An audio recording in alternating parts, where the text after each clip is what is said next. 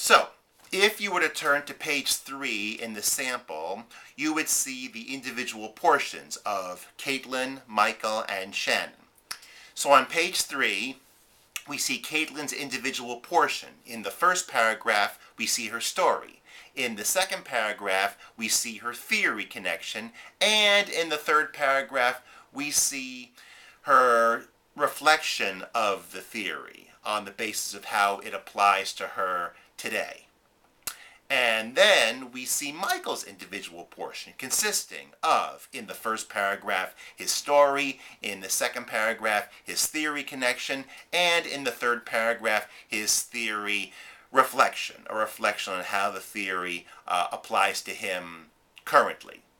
And then finally, we see Sharon's individual portion. First paragraph, story. Second paragraph, theory connection. And the third paragraph, a reflection on that theory. So that is how a group project looks insofar as the individual portions.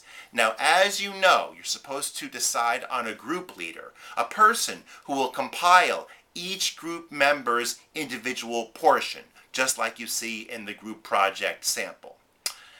Now, you'll notice that because this is an APA formatted paper, we have the title page, we have the abstract page, we have the running head, the page numbers, the double spacing, and we have the reference page at the very end.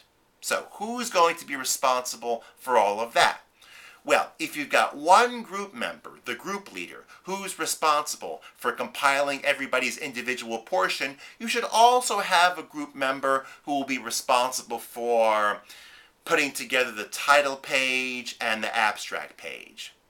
And perhaps you would have another group member who's responsible for putting together the reference page, checking out the running heads, making sure they're all there, the page numbers and the double spacing.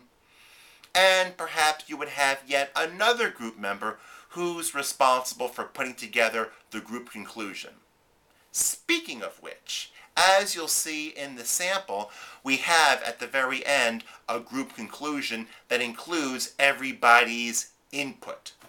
So how do we do that? Well, I suggest that you go to the group discussion board when we get closer to the due date and give your input on the group conclusion. Okay? So I believe that is everything.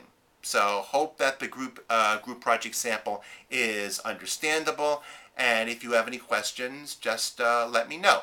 As we get closer to the due date, we'll start thinking more about the group conclusion itself.